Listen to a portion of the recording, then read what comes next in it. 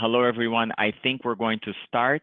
So we have some material to cover, a lot of material actually. So we don't want to take anyone's time. So I think Elise is ready and Marcio is ready as well. So we can start. So anyway, welcome everyone. My name is Arnon Mello. I'm the founder and president for MELLOHAWK Logistics. And we have created this webinar series that started in March. And we have partnered with the Canadian Consulate and the Trade Commissioner Services in Brazil to bring to all our Canadian clients and clients all over the world the services and talent of the Trade Commissioner Services in Brazil and around the world. Of course, Brazil has 6 offices of the Canadian government. And today we have with us again Elise Rassico, who is going to make the opening remarks, and Marcia Francischini from Trade Commissioner with the Infrastructure Division in Brazil. And so we want to thank you again for being here. This is our last, but not, hopefully we'll partner again, but it's our last webinar with the Trade Commissioner Services in Brazil. We have been honored and it has been a pleasure to speak to all the officers and in Brazil about what they can do to help Canadian companies penetrate in Brazil. So Elise, thank you so much for being here again. And if you can say a few words, that'll be fantastic. Of course, such a pleasure to be here today. Always so exciting to be able to collaborate with MELLOHAWK, and thanks again for hosting us here. This is, as you said, the last but not least of the series of Logistic in Motion webinar with that we've partnered on. So we've talked so far on oil and gas, energy, mining, aerospace, ICT, and today infrastructure, maybe one of the topics that's even more relevant than ever, you know, as we're all our societies, whether in Brazil or in Canada or around the world, are trying to reestablish how to live in this pandemic and to continue to have our economy working.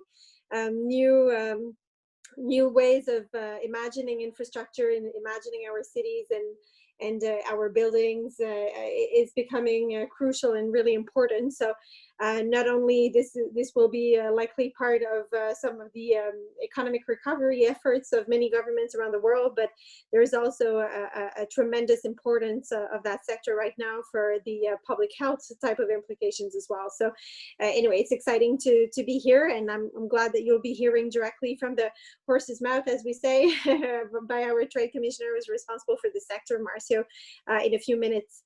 I'm again so happy to be here. I think many of your clients probably already know what the Trade Commissioner Service is, but I'll allow myself the benefit of the doubt in case someone doesn't, and just we'll mention in a few words what it is and what it means. Basically, the Trade Commissioner Service is quite old already, but I think remains modern and relevant. We've existed for 125 odd years and are present in 160 cities around the world, including in 6 cities in Brazil. Our mandate is to promote Canadian exports of products, services, and technology abroad, and to attract investment from abroad to Canada by providing some services that are all free of charge to Canadian companies.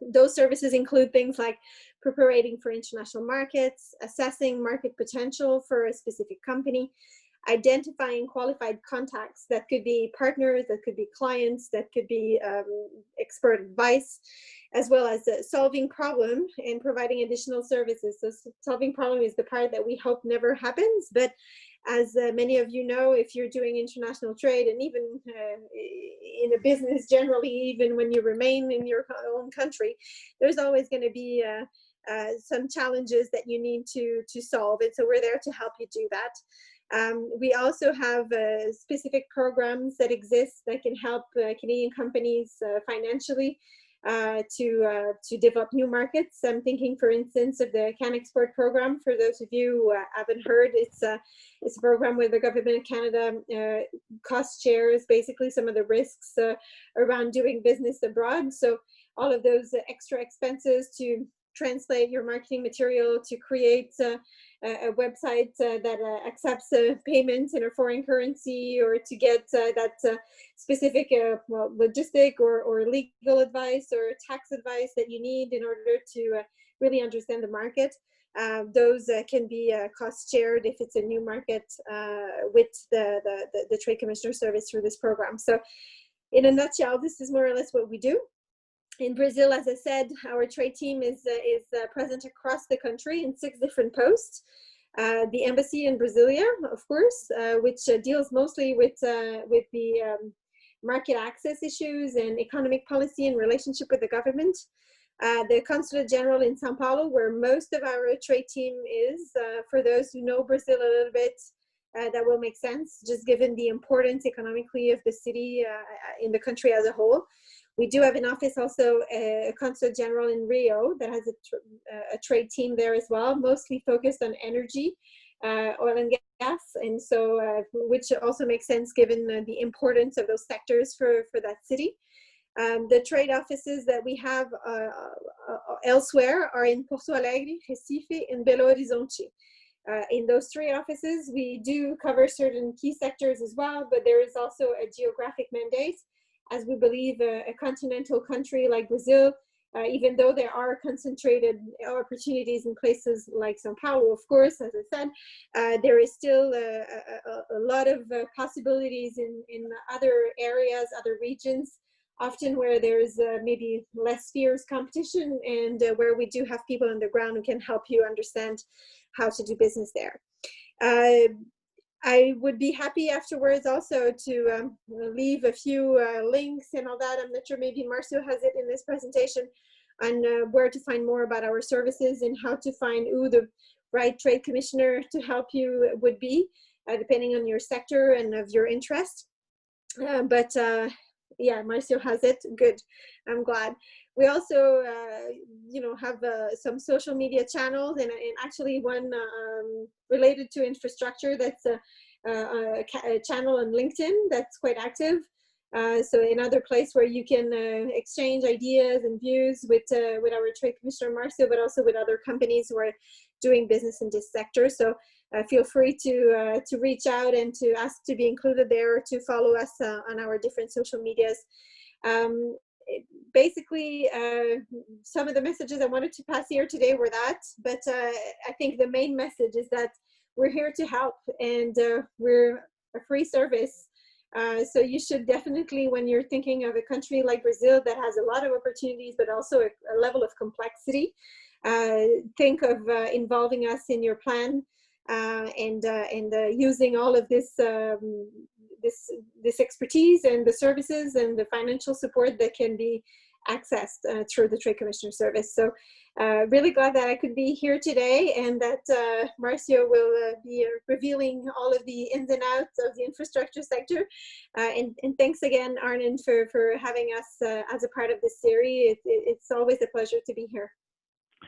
Thank you, Elise, so much. And I want to, for those of you who didn't watch Elise's webinar, so it's recorded on our YouTube channel, so you can go there and see all the webinars we've done.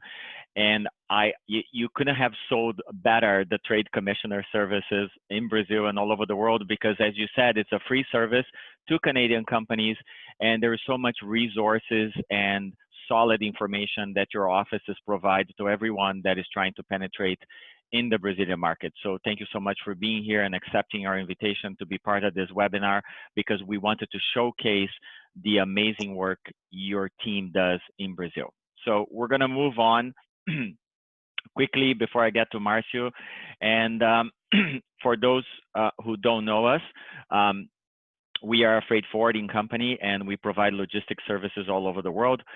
We have been in business for 17 years, and MELLOHAWK is a company that I founded, and I'm the president together with my vice president, Peter Hawkins, and an amazing team here in Canada, in Miami, and in Brazil. And as a freight forwarder and a logistics company, we what we do is move cargo around the world, and we do it by air, ocean, trucking, do customs clearance, and we do trade shows. And of course, Brazil is a niche market for us because I am Brazilian, and we are one of the approved suppliers for the Canadian government in Brazil. So that's why this partnership is so important.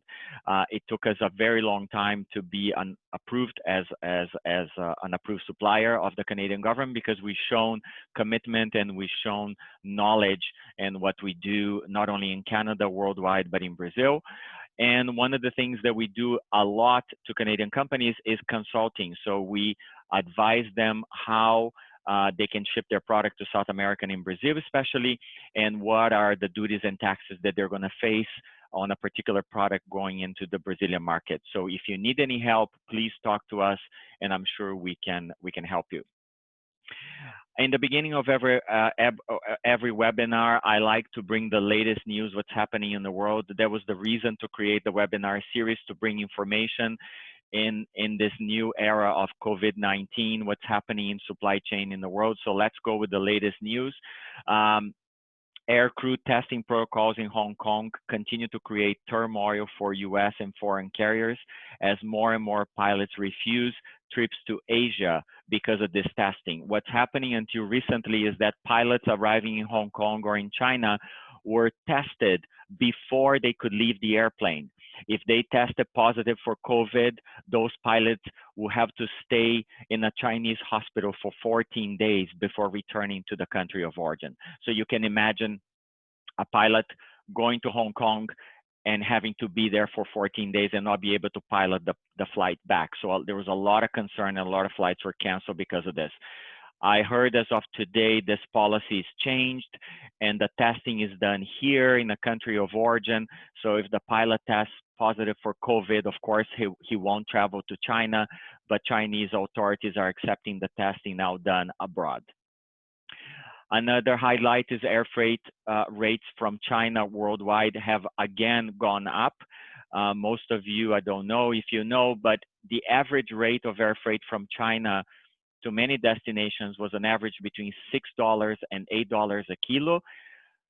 This is before COVID. When COVID hit, we saw rates of air freight from China going up to $25 US a kilo.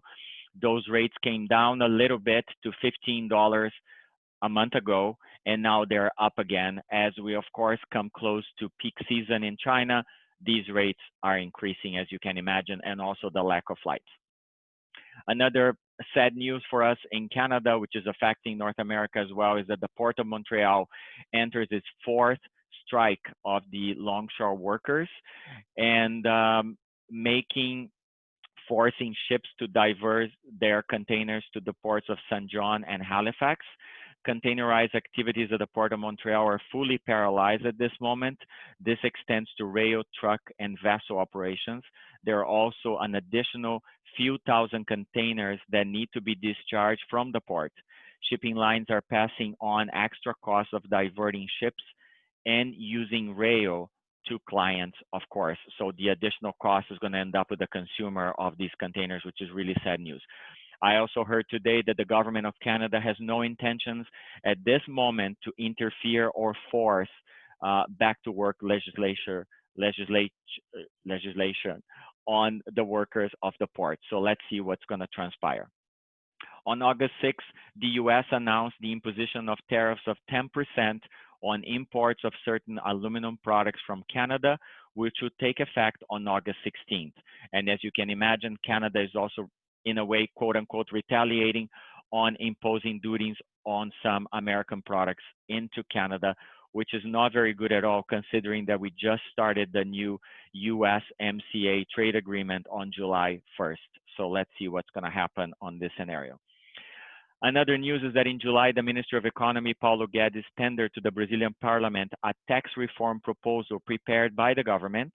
Currently, the proposal only concerns introduction of the CBS, Contribution on Goods and Service tax, to replace the 5 current federal taxes of the PIS or COFINS tax system. In practice, this is an introduction of the VAT, which we'll see how it develops. But in Brazil, for those who don't know, there is a 5-level taxation when you import something into Brazil.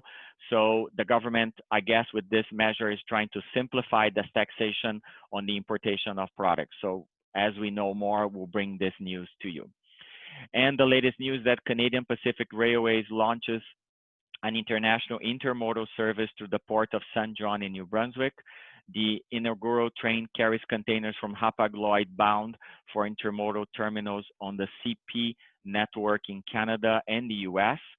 By year's end, CP anticipates it will be able to offer 24-hour service between Saint John and Montreal. So again, we see here the Port of Saint John really doing a lot to increase as a strong point of entry into Canada besides Montreal. And I also want to bring to you this latest news. I would like to share with you that MELLOHAWK was the first freight forwarder in Canada to create and execute a frozen consolidated container from Santos to Toronto, bringing all sorts of frozen product. For those who don't know what LCL is less than a container load. So it's you share the container between many shippers. We did this a month ago, and our container arrived last week. It was a total success. And now we have our second container departing in 2 weeks. We created this because, of course, there are no flights between Canada and Montreal bringing large volume of frozen product. And as I said, COVID has many negative impacts in the world, but we have to be creative. So we're very happy to bring this service now to Brazilians and Canadian companies bringing frozen product from Brazil. This service will continue on a monthly basis. We're working now on other LCL consolidations from Brazil in hopes to help every Canadian and Brazilian importer of Brazilian products. So this is my update. And now I want to talk a little bit. When we do infrastructure projects, normally they're large projects and they're considered project cargo. So I bring to you here some pictures of latest projects we have done, moving mining equipment from Canada to Peru. And you see here open deck containers or flat racks. When you have a very large piece of equipment, that's how they move. They're loaded into the container and then into the ship. So please count on us to bring you solutions on any sort of projects that you have, small or large. So now I welcome Marcia Francischini, the Trade Commissioner for Infrastructure in Brazil. So thank you so much for being here. And I can't wait to hear your presentation because I know how much knowledge you have and how much you bring to Canadian companies trying to penetrate in Brazil. So thank you, Marcia, for being here.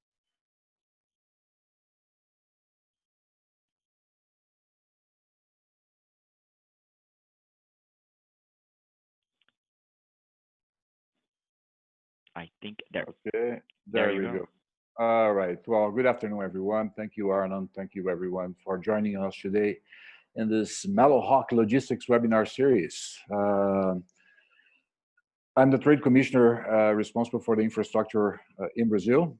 As a way of context for those of you that are not familiar with the TCS service, and as Elise said, our mandate is to promote Canada economic interests in global marketplace, and we in Brazil do this, or across the world we do this by helping you with market prospects, key contact search, local company information, visit information if you come in, face-to-face briefings when you are able to travel again, and of course troubleshooting, helping you as much as we can to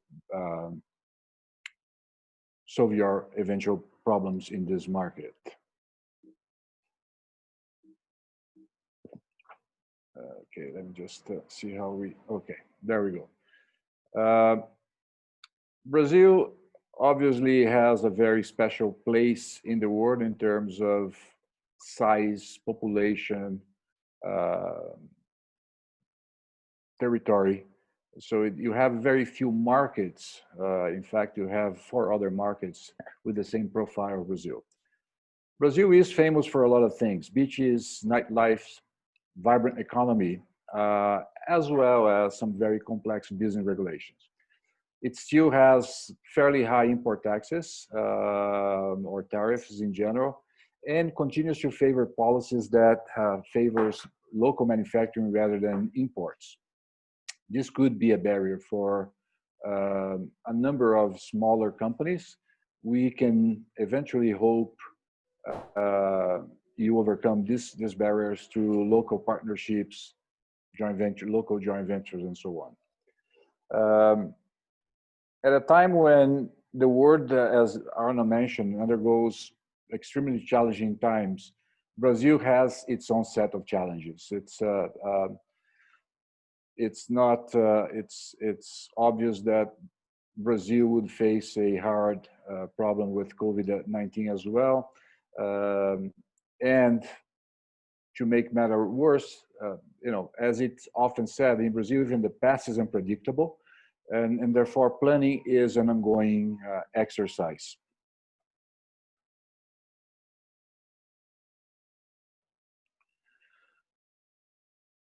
Brazil obviously is not a market that you can simply ignore.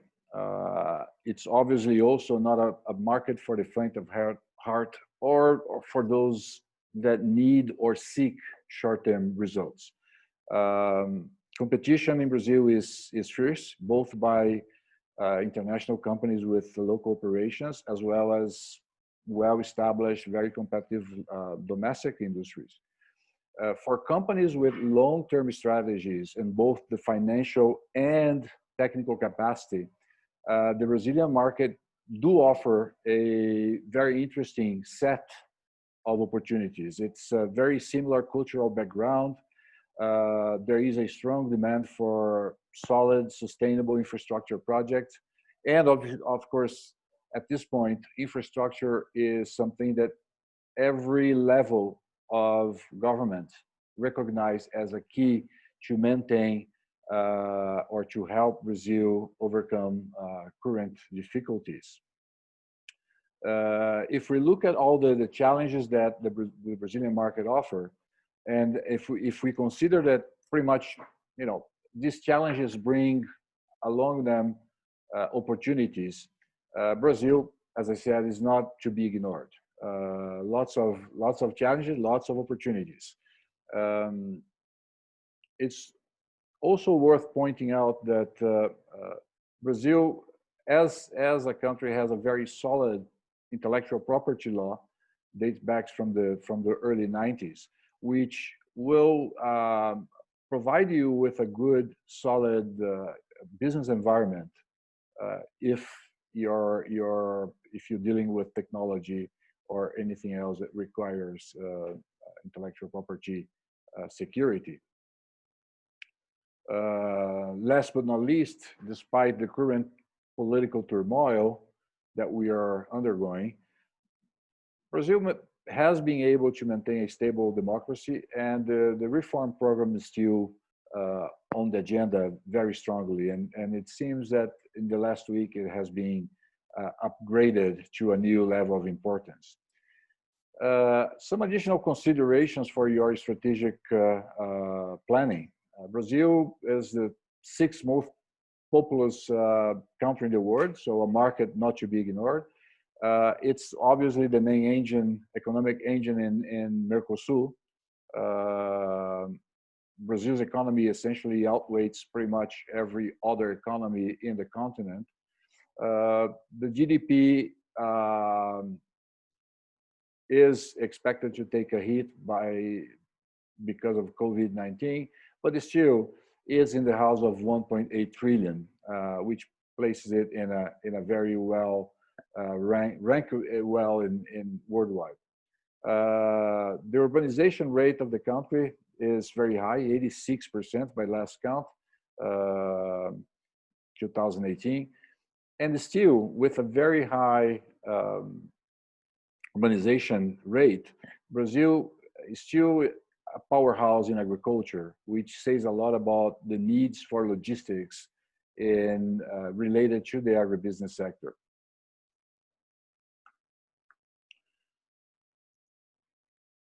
The country has for those of you not familiar with Brazil, you could actually divide the country in half, and you have the two Brazils, as we say. Very populous northeast side of the country, still with a lower income rate, less populous but richer southeast of the country. The good news about the infrastructure is that it the infrastructure projects are very much related to the expansion of the agriculture sector, as I mentioned, and therefore they are spread out all across Brazil. And often, if you take railways, for instance, the projects are cross-cutting the country. Brazil, as it is, it's already the third largest trading partner of Canada in Americas. We trade about 7.7 billion in goods. It's one of the main, most important destinations for Canadian investments. And for the surprise of many, Brazil is also one of the key sources of investments in Canada.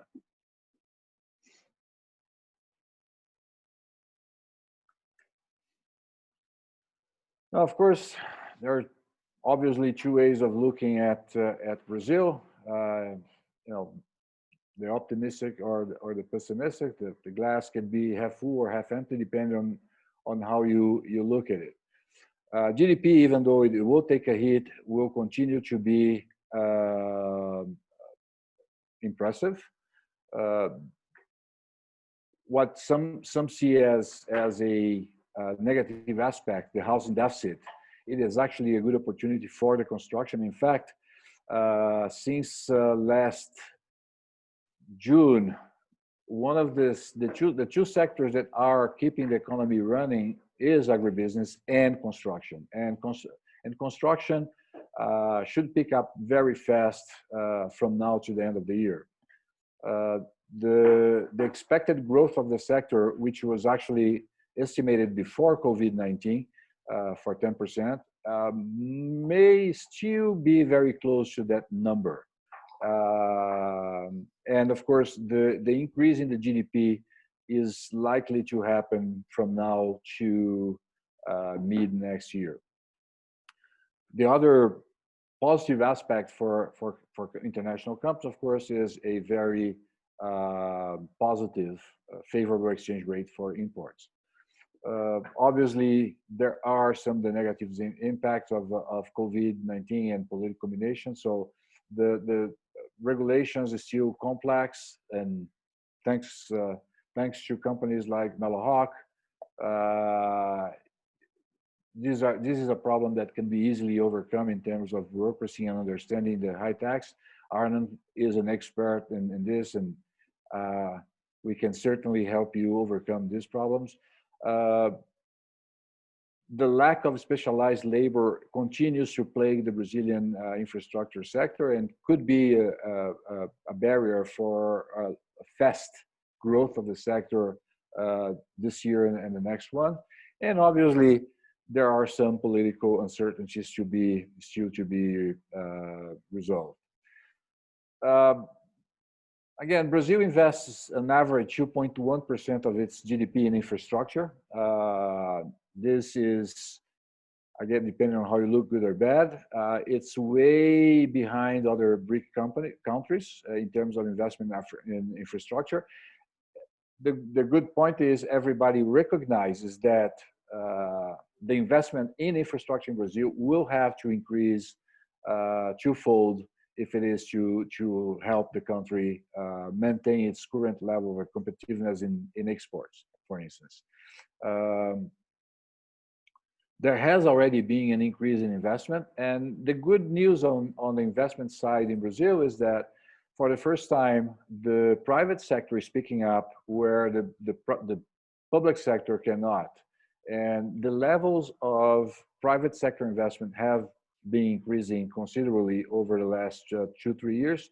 It is expected that the private sector will continue to do so in coming years. And the reason for that is a change in regulations. So, for instance, the regulations for new PPP projects, or P3 projects, as you call in Canada, have changed.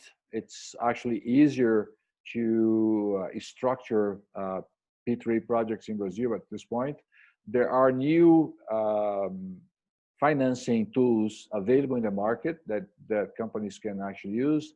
And all of this is, there is a strong push for the private sector to take over a more important role in the development of infrastructure altogether.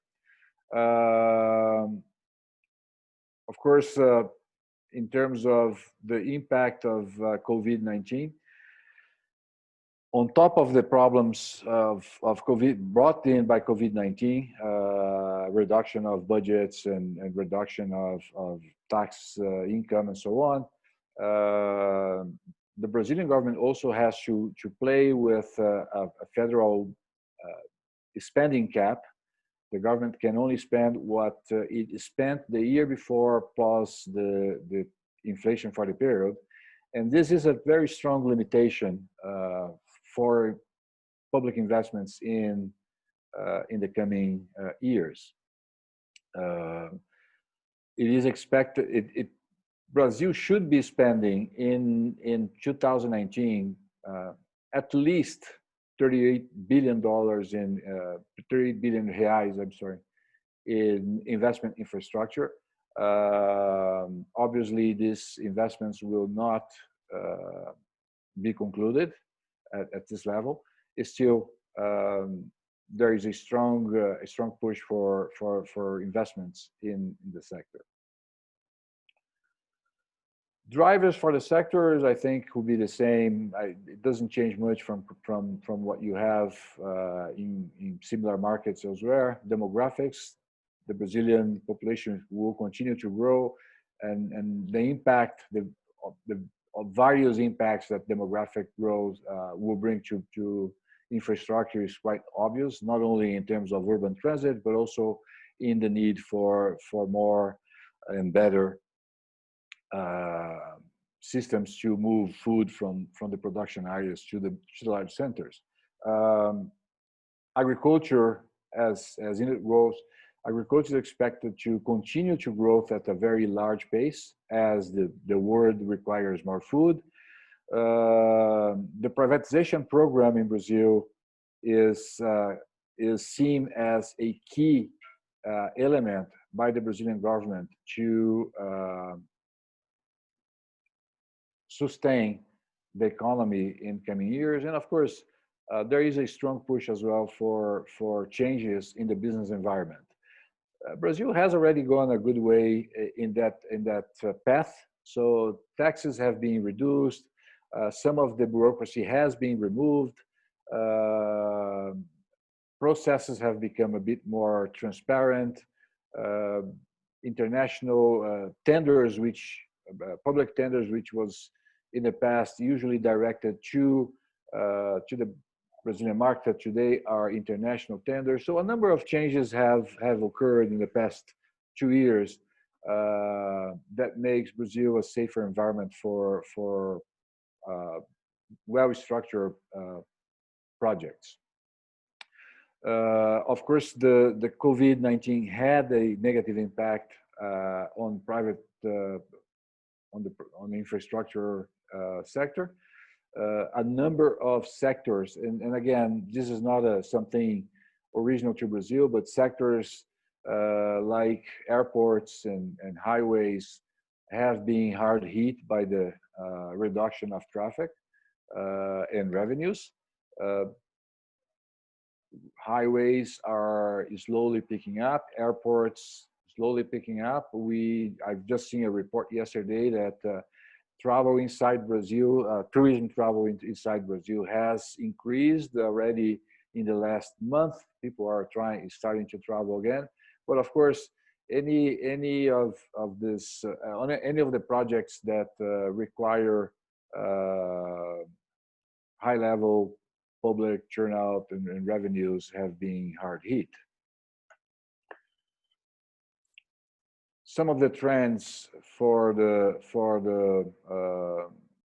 infrastructure sector,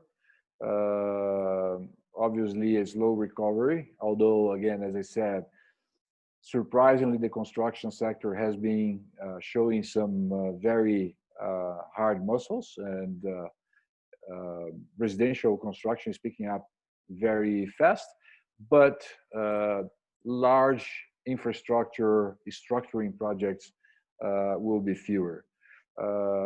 In the transportation sectors, we'll see a lot of large greenfield projects, especially on the rail and urban transit areas. But Brazil has a number of projects for expansion of its rail network. Some are brownfield expansion essentially, but also some large greenfield projects.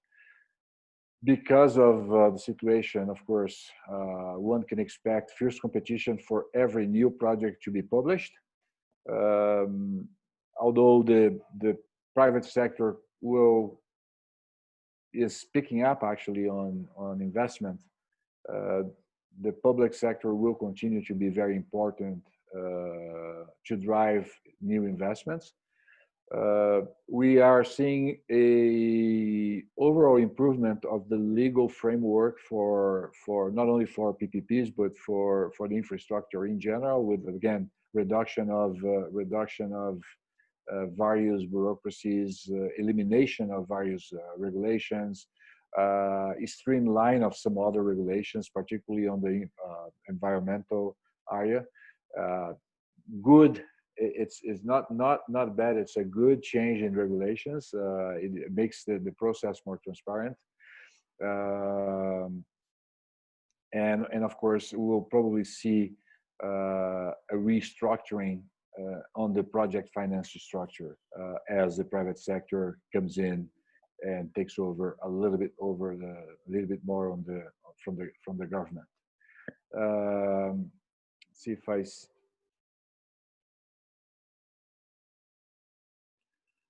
some of the opportunities we actually see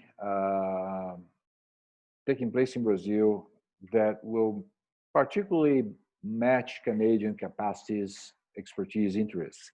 So on the transportation logistics, very obvious. Although, again, as I mentioned, highway concessions have been hard hit by the reduction of traffic. Highways, railroads, waterways, new airports, there will be a whole set of need for these projects. The Brazilian need in terms of upgrade of highways, railroads, waterways, airports is recognized as key for the country to maintain exports at the current level. And so pretty much in every segment you look at transportation logistics, you have opportunities, whether it's equipment, whether it's software, services, you have a chance to enter the market. On the energy sector, electricity, of course, is obviously a good sector to bet. Lots of investments have been taking place in the past few years, and we expect they will continue to do so. In just a note on the energy sector, we actually have a report on this segment for those of you interested. We can provide you with a report on demand.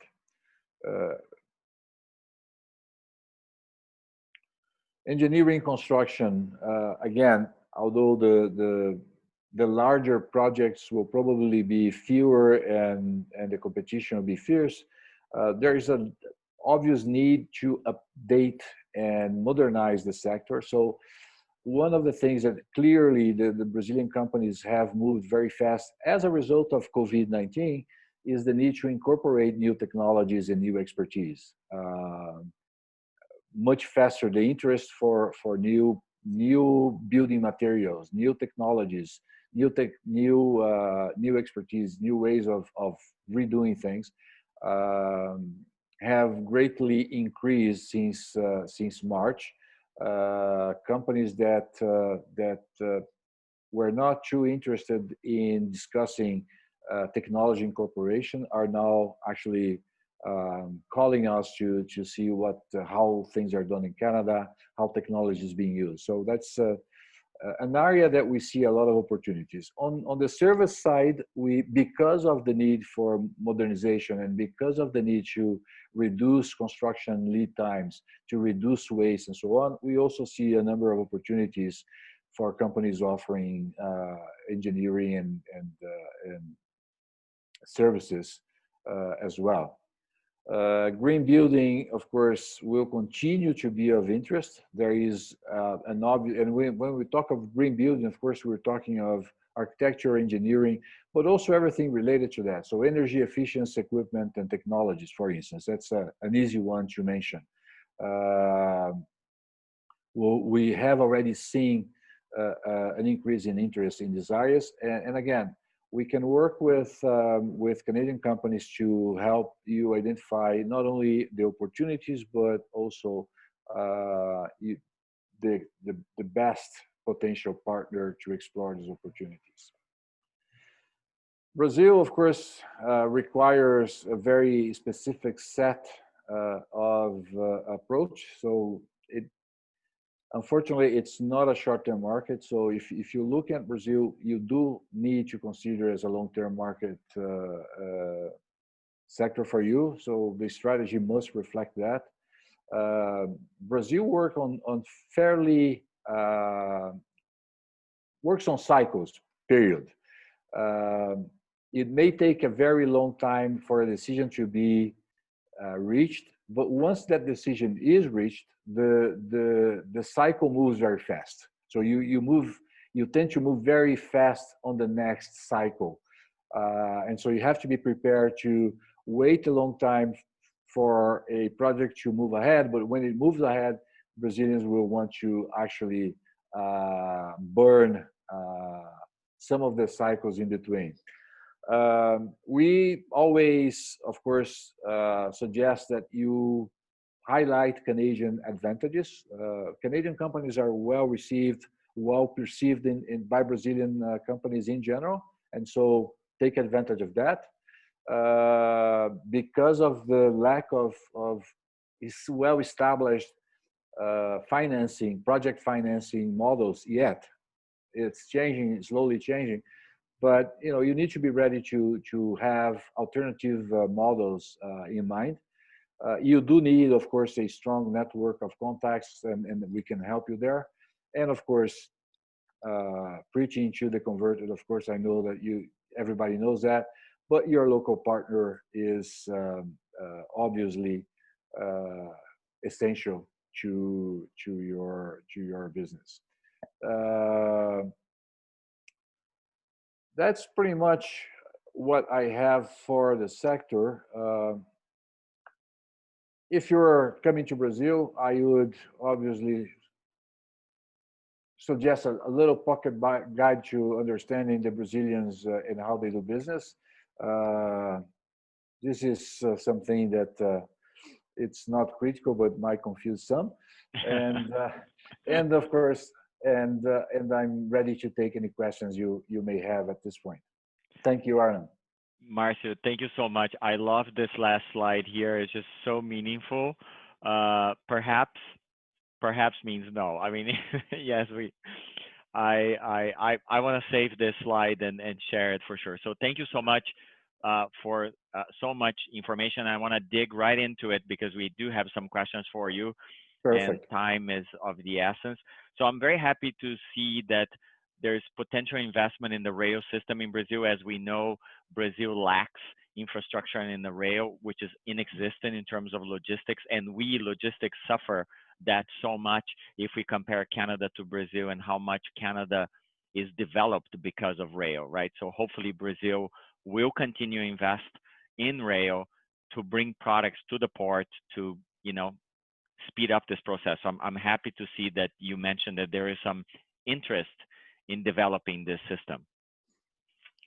As a matter of fact, we have actually the federal government has 118 projects that they would like to go ahead and put for bid and concessions.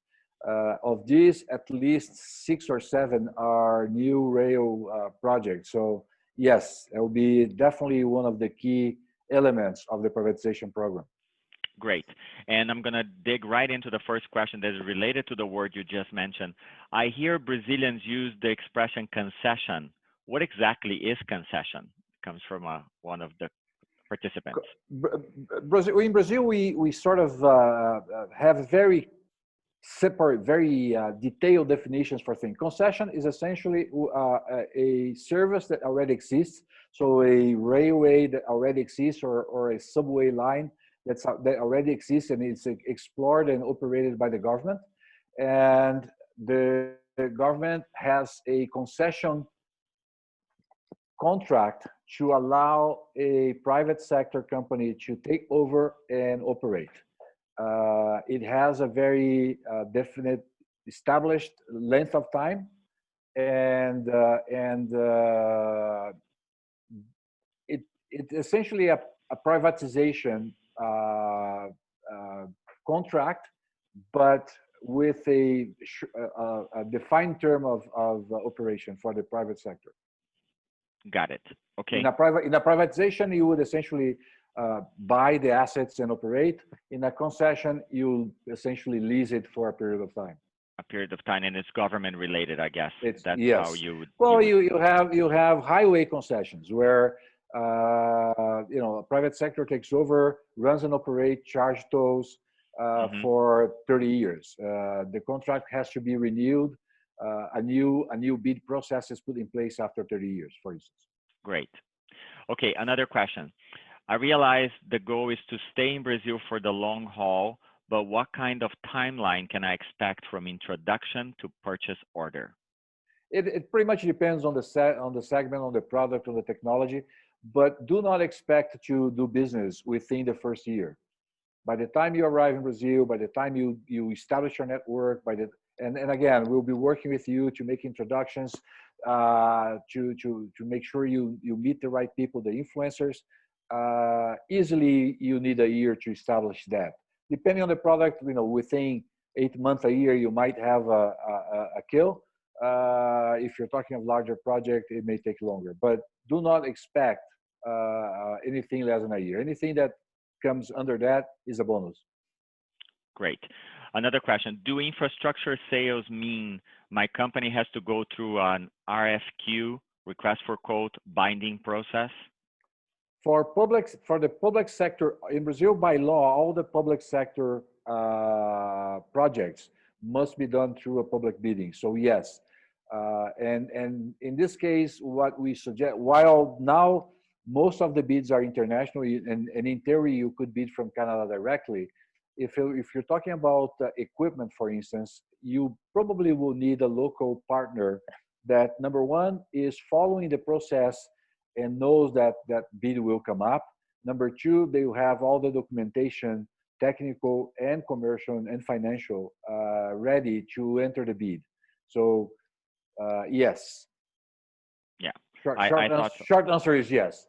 Correct. And also, again and again, a local partner is crucial, especially in this process, because you need somebody locally watching over it and responding right away, and in the same language, of course, in Portuguese, and to be active, right?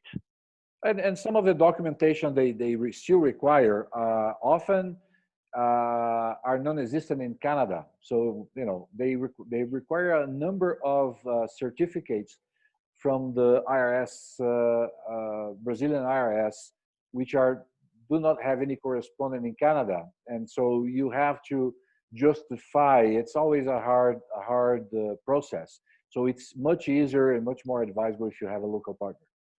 Great. And Marcia, again, this process is for government and for private companies as well. They follow the same, or it's a little bit different between a private company and the government? Private companies can essentially go ahead and buy it because of a large private sector company will qualify suppliers for quality, for price, for time, delivery, lead time, and so on, and they can buy depending on their needs. once you are qualified, you are supplier. They may or may not do a bid, uh, which is off an auction, if you like, Okay. to get the best price. But no, not necessarily. They might buy directly from a specific company because they know the company will deliver in a short lead time. Perfect. Another question. Who are the big players when it comes to international sales into Brazil? Is this China, Italy? What knowledge do you have into this big other The, players? the big international players at this point, of course, Chinese and European companies in general. And the reason for that is that they bring with them very aggressive, or they bought with them at least in the past, but it's expected to continue to do so. They bring very aggressive financing packages with them. So they don't bid for the rail project. They bring the financing to support that project with them, and that has been the differential. Chinese very aggressive, but European companies also have been very successful exploring that duality of project and project financing. Got it. And do you have any information on the big fairs that Brazil used to, of course, holds every year? There's many trade shows. Intermodal, of course, was canceled this year, many of them. Do you hear anything that things are going to be held off for 2020 and start again in 2021, or anything happening this year in terms of trade fairs? Pretty much every event has been postponed to 2021. Some events like there is an event in September now for the subway system. It's organized by the Sao Paulo Subway Engineering Association. It will be a digital event, but pretty much all the other large events have been postponed for next year. They are doing smaller digital events, smaller meetings, and so on. And again, we have pretty much every segment, concrete, logistics, highways, railways, every segment has a large show. So if anybody's interested, I'll be more than glad to provide you information on specific sector events that you work on. Yeah, reminding everyone, please contact the Trade Commissioner Services in Brazil. They would have the latest information on these trade shows. And like you said, arranging meetings and giving you solid sales leads, right, for the Canadian companies that want to penetrate there. Another couple of questions, and then we're going to end. Another question. Brazil has been a powerhouse in the generation of hydroelectric energy. Is there any government plan to invest in this type of infrastructure to help ramp up after COVID? Yes, as part of the new government actually election plan, there are 4 new projects, all in the north. No, there's one in the south. One in the state of Roraima, one in the state of Rondônia, one in the state of Mato Grosso, and one in the state of Paraná. 4 fairly large hydro projects. The ones in Rondônia, Roraima, and Mato Grosso are still subject to a lot of discussions on the environmental side because they will displace indigenous populations. There will be an impact on the environment and so on. The one in Paraná is very likely to take place first because it has no direct environmental impact, essentially none, quite frankly. But so yes, there are 4 projects that the current government has on its portfolio. Okay, amazing. And I guess if Canadian companies want to hear more, they could contact you and you can send them information. I guess that would be a fair. Yeah. Please contact us for any of these projects. In fact, feel free to contact us for any additional information or more specific detailed information on any of the subsectors. We do, as I mentioned, we do have a number of reports that have been recently produced and that we are releasing now, but we can forward it to you in advance on request. So yes, please let me know if you're interested in Brazil. Even if you don't have any specific plans now, let me know you're interested, and we are actually going to start feeding you with all the information we produce. Amazing. Yeah, as 2021 comes in, I'm sure the schedules are going to pop up and you're going to be very busy promoting that. I have a last question for you if we don't have any other question from our chat. So, Marcio, so when I call the Trade Commissioner Services asking for help, what happens when I send an email or I call you? What kind of information, I guess, you would ask me or a foreign company how you can help them? We definitely want to know a little bit more on what level of knowledge you have about Brazil. What is your level of activity in the market, if any? So we don't multiply or have any duplicity of efforts. We definitely want to know more about your product or technology. We do understand the market, but we don't know enough about the technology to be able to move ahead on our own. So usually the first thing we suggest is a conference call to get this information directly from you, understand a little bit more your information requirements and needs, a little bit more about the product. And once we have all this, we can go out in the market, identify potential contacts, identify what the projects we think would be a good match, and we'll take it from there as a first step. Amazing. No, yeah, that's what we have a lot of Canadian companies, calling us, of course, on specific matters. And you are the first people we send them to all the offices in Brazil and say, talk to them first about, company knowledge of Brazil. We do the talk about logistics and the planning and, everything else, but you have so much insight and what's happening locally. So I want to thank you again for joining us today. I don't think, let's see here. Let's see, I think I have, in your opinion, how much opening Brazilian? Okay, hi, Marcio. In your opinion, how much opening a Brazilian cabotage will be interesting for international investors? This is a question from Rodrigo. That's a very, very good question, actually. For the current government actually wanted to completely open cabotage for foreign companies.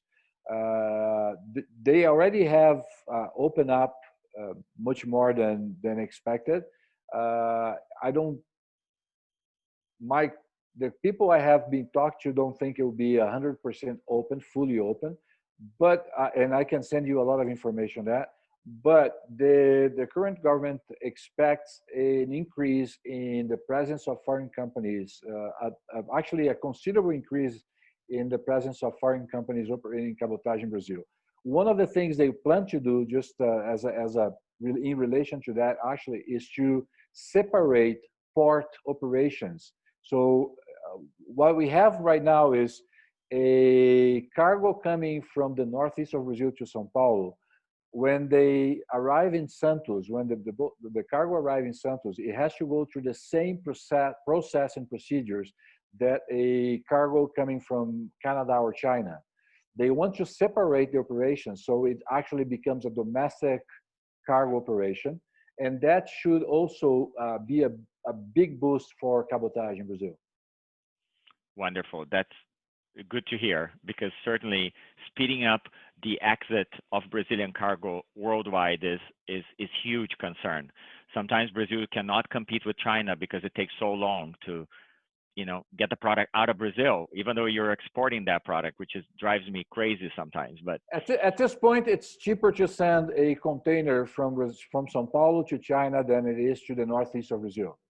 And, wow. and that there is no reasonable explanation for that other than bureaucracy. I can just imagine. Yeah. Anyway, I don't think we have any more questions, and we're running out of time. So, Marcia, I want to thank you again. I want to thank Elise Resico for participating on the webinar and allowing us to showcase the Trade Commissioner Service in Brazil. We also posted here in our chat our feedback form. If you can please, and everyone joining us could fill out the questionnaires, only a few questions, so we can bring other topics to this webinar series. And we hope, and I'm sure I'll be seeing you again in Brazil very soon. As soon as everything is open, we'll come for a cafezinho brasileiro and pão de queijo with you. And I encourage every Canadian to go down and have a coffee with Marcio as well and talk about new investments.